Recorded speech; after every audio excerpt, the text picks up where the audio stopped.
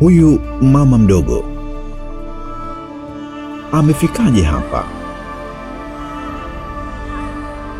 Tumeamua watoto wote ambao wameacha shule kwa sababu mbalimbali, utoro, sababu za kisheria kwamba ukipata mimba uruhusiwi kuendelea na masomo, lakini baada ya kukaa nje wamejutia, tunawapa nafasi nyingine kurudi na kufanya mitihani. Lengo la maamuzi haya ni kutoa fursa pana kwa watoto wa Kitanzania kuweza kuendelea na elimu. Yanayozungumzwa na Watanzania ni pamoja tu watoto waliopata mimba kurudi. Kuna wale waliolifurahia, lakini kuna wale ambao hawakulifurahia.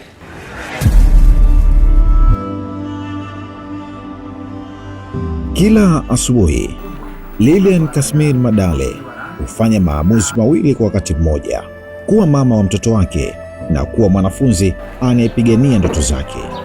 Miaka michache iliyopita aliamini safari yake ya elimu ilikuwa imefikia ukomo, lakini uamuzi wa kumpatia nafasi nyingine ulimrudisha tena darasani.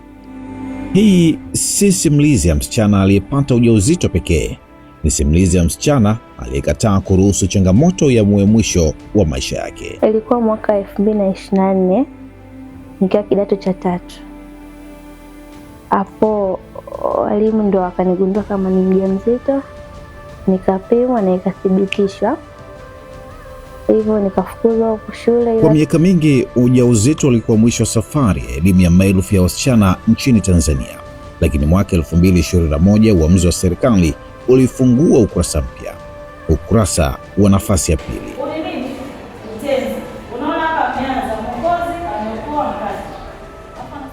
Tanzania ni miongoni mwa nchi zilizochukua hatua ya kuwapa nafasi nyingine wasichana waliokatisha masomo kutokana na ujauzito. Sera hiyo imebadili maisha ya maelfu ya wasichana, lakini nyuma ya takwimu hizo kuna simulizi za maisha halisi. Hivyo nikafukuzwa shule, ila pia wakanifanyia mchakato kuniingiza kwenye darasa la private candidate. Hivyo nikaendelea kusoma hivyo mpaka nikaja nikajifungua mwezi wa 6 mwaka 2025. Nikaendelea kusoma mpaka nikafanya mtihani wa taifa. Leo hii ndoto ya kuendelea na masomo imerejesha tabasamu lake, lakini miaka 2 iliyopita hakudhani kama angerudi tena darasani. Mwaka 2024 akiwa mwanafunzi wa kidato cha 3, Lilian alipata ujauzito. Baada ya ujauzito huo kugundulika, alisimamishwa masomo kwa muda. Nyumbani hakuna aliyekuwa anafahamu kinachoendelea. Mabadiliko ya tabia ya Lilian yalikuwa yameanza kuonekana, lakini ukweli ulipofichuka uliumiza familia nzima. Hiyo siku ambayo mzazi wangu aliitwa shuleni pale mbele ya walimu wote, mwalimu mkuu hivyo ambao siku ambayo nimefukuzwa shule sasa rasmi, siku ambayo tulienda hospitali kufanya vipimo hivyo. Na kwa nini unahisi? Alikuwa baba. Namna ilivyonistua sehemu ambazo nimepita, polisi na hospitali, wale wauguzi na polisi kwa kweli walichukua muda angalau nirudia hali yangu, sababu nilifadhaika mno. Lakini baadaye nikaona haya kweli yanatokea na sina budi kuyapokea. Maisha aliumia tu kwa sababu aliwekeza nguvu nyingi kwangu, muda, mali kwa ajili ya kunisomesha. Alafu mwisho wa siku nikaja kwa hivyo pata changamoto. Kwa Lilian kurudi darasani hakukuwa jambo rahisi. Alihitaji kupambana na hofu, aibu na maneno ya watu. Kwa kweli ilikuwa kipindi kigumu, sababu kipindi kile natoka nyumbani kutembea hadi kufika shule na nimechoka sana. Lakini kwa najitahidi nasoma hivyo na discuss na wenzangu mpaka nikaja nikajifungua, nikakaa nyumbani kwa miezi miwili. Mwezi uliopata nikarudi shule, kwa napambana hivyo hivyo kukava vitu ambavyo sijavisoma mpaka nikafika mtihani wa taifa. Katika eneo analoishi, wanafunzi wengi hulazimika kutembea umbali mrefu zaidi kufika shuleni. Kwa Lilian, safari hiyo huchukua karibu saa moja kila siku. Lakini safari ndefu kuliko zote haikuwa ya kwenda shuleni, ilikuwa ya kurudisha ndoto zake. Hamna aliyeonyesha kunibagua moja kwa moja. Nashirikiana nao vizuri tu. Hata wale ambao nilikuwa nasoma nao zamani, nilikuwa nao tunadiscuss, tunasoma pamoja. Hivyo mfano nilipojifungua, practical zilikuwa jioni kuanzia saa 11 mpaka saa 1 usiku. Sasa nilikuwa natakiwa niwahi nyumbani kumnyonyesha mtoto. Hakuruhusu ujauzito kuwa mwisho wa elimu yake. Aliendelea kusoma, aliendelea kufanya majaribio na aliendelea kuota. Lakini maisha yalikuwa na mpango mwingine. Kabla hata hajamaliza safari yake ya kidato cha 4, Lilian alijifungua mtoto wa kiume. Kwa miezi miwili hakwenda shuleni, lakini hakuwahi kuacha kuwa mwanafunzi. Sasa alikuwa mama, lakini bado alikuwa na ndoto za kuwa msomi. Niliambiwa kuna darasa au PC la ambao hata kama umepata mimba jifungua unarudi shule kusoma. Ndio nikasema kumbe kupitia ili darasa naweza ngafikia malengo yangu.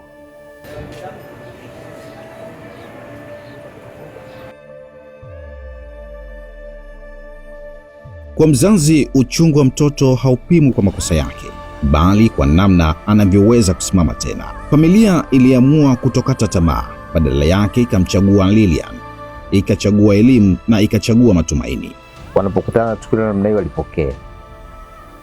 Ni kweli kwa sasa hivi mara nyingi wazazi tunaongea sana mabinti zetu, vijana wetu hao, lakini mara nyingine unapoongea nao wanakuwa hayazingatia, wanafanya mambo yao.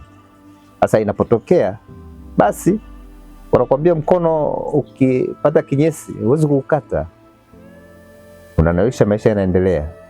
Na sana sana mimi naamini hata wazazi wengine wanaopata mambo namna hii kwamba mtoto wao tayari alikuwa ameshajifunza, sidhani kama ataenda katika njia potofu, na si vema kumkatia tamaa, kwa sababu huwezi kujua mipango ya baadaye na anaweza kawa kafikia katika hatua gani akawa msaada kwa jamii pia. Wataalamu wanaonya kwamba kuruhusu wasichana kurejea shuleni pekee hakutoshi. Wanahitaji ushauri nasaha, mazingira salama na jamii inayowaamini tena. Yaani hao watoto wanapokosea, mfano wale wajawazito, tusiwakatie tamaa.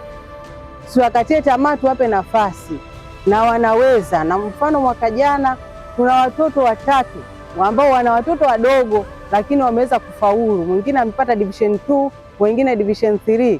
Wanaendelea kidato cha 5. Kwa hiyo tunahitaji tuwasupport hao watoto, tusiwaseme vibaya, kwa sababu wakati mwingine watoto wanakutana na changamoto nyingi. Yaani unakuta mtoto anakuja lakini anawaza nyumbani kule ameshasema. Wewe kwanza kazi yako ni kufeli tu kupata ujauzito, utatuletea yale yale.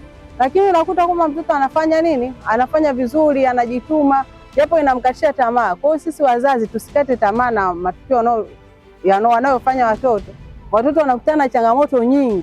Tunatakiwa tukae nao na tuwashauri, tuongee nao. Hata wanapokosea, turudi kukaa nao mezani ili waweze kwenda mbele. Kwa sababu haya ndio maisha yao na sisi ndio walezi wao, tunatakiwa tuwasaidie. Katika shule ya sekondari Mbezi N, juhudi za kuhakikisha wasichana hawa hawapotezi tena ndoto zao zimekuwa zikiendelea kila siku. Kupitia mradi wa SEQUIP, shule imekuwa ikiwafikia wasichana waliorejea shuleni. Lengo si kuwapa nafasi ya pili pekee, bali kuhakikisha wanamaliza safari yao ya elimu. Kwa maelfu ya wasichana nchini Tanzania, kupata nafasi ya pili ni mwanzo tu. Changamoto kubwa zaidi ni kuhakikisha nafasi hiyo inakuwa mwanzo wa mafanikio na si mwanzo wa kuacha shule kwa mara nyingine. Lilian anajua maana ya kupigania nafasi hiyo. Kila siku alilazimika kugawanya muda kati ya masomo na jukumu la kuwa mama. Licha ya kupungua kwa kiwango cha mimba za utotoni nchini, wataalamu wa elimu wanaamini bado kuna kazi kubwa kuhakikisha kila msichana anayerejea shuleni anamaliza safari yake ya elimu. Kupitia mradi wa SEQUIP, shule ya sekondari Mbezi-ini imeendelea kuwafikia wasichana waliorejea shuleni. Zaidi ya wasichana 48 wamepata huduma mbalimbali za kuwawezesha kuendelea na masomo, na mwaka 2026 idadi hiyo inatarajiwa kuongezeka zaidi. Kwa halmashauri ya manispaa ya Ubungo, sera ya kurejea shuleni imekuwa zaidi ya waraka wa serikali. Imekuwa dhamira ya kuhakikisha hakuna msichana anayepoteza ndoto zake kwa sababu ya ujauzito, na matokeo yake yameanza kuonekana. Kuna program maalum kwa ajili ya kuwawezesha wale wanafunzi wanaorejea kuendelea na masomo pale, na tumeichagua ile shule kwa sababu ina nafasi, ina walimu wenye sifa kwa maana ya wanasihi, na ina wanafunzi wengi. Kwa hiyo wale wanafunzi wakiwa pale wanakuwa ni rahisi kuendelea na masomo yao bila bugdha yoyote. Kwenye shule ile na shule nyingine kwa sasa hivi tayari wanafunzi mpaka kwa mwaka huu 2026 kuna wanafunzi 57 ambao wamerejea shuleni. Katika hao 32 ni wavulana na 25 ni wasichana. Kwa hiyo kiujumla mwitikio ni mzuri. Nimetoa tu takwimu, lakini kuna baadhi ya shule ambazo zinakuwa na mwanafunzi mmoja au wawili ambao wanarejea. Kwa hiyo idadi inaongezeka, jambo ambalo ni zuri sana kwa elimu yetu, kwa sababu wanafunzi wanaopoteza nafasi ya kupata elimu msingi wanakuwa ni mzigo, yani wanakuwa ni changamoto kwa taifa, kwa sababu hii elimu tayari ipo, serikali inagharamia, wajibu wao tu ni kwenda shuleni na kusoma. Kwa hiyo tumetekeleza kwa kuwapa fursa hiyo, na kwa kweli wameanza kuitumia vizuri. Katika mwaka wa masomo 2025, jumla ya wanafunzi 21 waliorejea shuleni wamefaulu vizuri. Baadhi yao wameendelea na elimu ya juu na wengine bado wanaendelea na safari yao sekondari. Lakini hata ndani ya mafanikio hayo, simulizi ya Lilian bado inaendelea kuandikwa. Miezi kadhaa baada ya kurejea darasani, baada ya ujauzito, baada ya kujifungua na baada ya kurudi shuleni, siku ya matokeo ilifika. Matokeo ya Lilian hayakuwa tu alama za mtihani. Yalikuwa ushahidi kwamba ndoto inaweza kuendelea kuishi hata baada ya wengi kuamini imekufa. Matokeo yalipotoka, kwanza nilikuwa naogopa na hofu kubwa. Yaani nilipoangalia faulu wangu ulikuwa kawaida, division 2.20. Mimi nilipangiwa advance form 5 na 6. Lakini kombi nilopangiwa haikuwa kwenye malengo yangu. Nilipangiwa HGL na mimi nilikuwa nataka either CBG au PCB. Ila sasa HGL, alafu shule yenyewe ina kombi mbili tu ambazo ni HGK na HGL. Kwa hiyo ndo maana nimeacha kwenda shule na subiri kwenda chuo. Lilian si peke yake katika shule hii. Wapo wengine waliopewa nafasi ya pili na wao wanaandika historia zao. Mimi hapa nilikuwa nasoma shule ya sekondari Waamuzi ambayo ipo mkoa wa Pwani. Nilisoma pale form 1 na form 2. Baada ya hapo mzazi wangu alipata changamoto ya kiuchumi, akashindwa kunilipia ada. Ikasababisha kwamba mimi nikae nyumbani bila kwenda shuleni kwa miezi takriban 4. Baada ya hapo mzazi wangu akawa anatafuta shule ya kwenda kunifanya niendelee na masomo. Akasikia kuna programu ya mama ya kurudia ambao waliacha shule, ndo nikaja hapa wakanipokea, nikaanza kusoma hapa mwaka jana nikiwa form 3 mpaka sasa hivi nipo form 4 na natarajia kumaliza mwezi wa 11. Naahidi kwamba nitafanya vizuri katika masomo yangu, nitaweza kutimiza ndoto zangu ambazo hapo katikati zilikuwa nusu zikwamisha, lakini programu hii imenisaidia kurudia ndoto zangu na kuweza kuzitimiza. Wasikate tamaa, maana nafasi tumepewa tena turudie, tumepewa nafasi ili tujiendeleze tena pale tulipoanguka, turudi shuleni.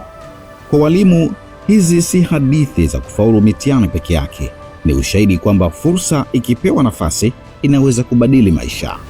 Kwanza niseme tayari tuna shule Mbezi-ini sekondari na tunatambua wanafunzi walioko pale kama manispaa ya Ubungo, na kwa division yetu ya elimu sekondari tunahimiza kila shule inayomilikiwa na serikali na inayomilikiwa na taasisi zisizo za serikali kuwakubali wanafunzi wanapoomba kurejea shuleni, kuwapa nafasi, kuwasaidia, kwa sababu elimu ni msingi wa kila jambo jema. Tangu mwaka 2021 zaidi ya wasichana 30,000 wamepewa nafasi ya kurejea shuleni, lakini nyuma ya kila takwimu kuna maisha, kuna familia na kuna ndoto. Miaka michache iliyopita wengi walidhani safari yake ya elimu ilikuwa imefikia mwisho. Leo Lilian Kasmir Madale ni ushahidi kwamba nafasi ya pili inaweza kubadili maisha. Lakini mafanikio ya nafasi hiyo hayategemei sera pekee, yanategemea familia, walimu, jamii na msichana mwenyewe kutokukata tamaa. Programu imenisaidia kwa kiasi kikubwa, kwa sababu isingekuwepo leo hii ningekuwa mtaani tu, labda baada ya kufukuzwa shule nisingekuwa na mwelekeo wote. Ila hii programu imenisaidia kurudi shule, kusoma, kumaliza form 4 ili niendelee na elimu yangu, kutimiza malengo yangu. Nikimwangalia kijana wangu, kitu ambacho nakiwaza, nipambane kwa ajili ya maisha yangu na yake. Nisome kwa bidii, timize malengo yangu ili tuwe maisha mazuri na mwanangu.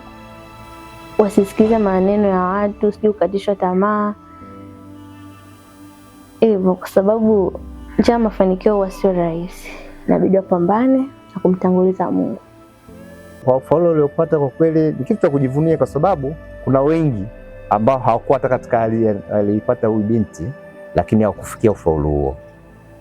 Lakini hata kwa kusema hivyo simaanishi kwamba hii tabia iendelee kwa hawa mabinti, kwamba tu ana uwezo wa kufikia ufaulu basi ana kibali cha kuendelea kufanya mambo yasiyofaa. Wale ambao wako shuleni wasome, kila jambo na wakati wake. Lakini kwa ufaulu wa binti yangu, mimi naona bado ana njia ya kusonga mbele. Kwa hiyo ni jambo la kujivunia. Lengo langu lilikuwa asome hatua hii, lakini aende hatua inayofuata, na tayari ameshapata nafasi hiyo. Kwa hiyo namwombea huko mbele, na sina wasiwasi naye tena, kwa sababu nafikiri ameshatambua na anajitambua sasa. Kwa hiyo atajua asonge mbele kwa namna gani kwa ajili ya maisha yake na jamii nzima kwa ujumla.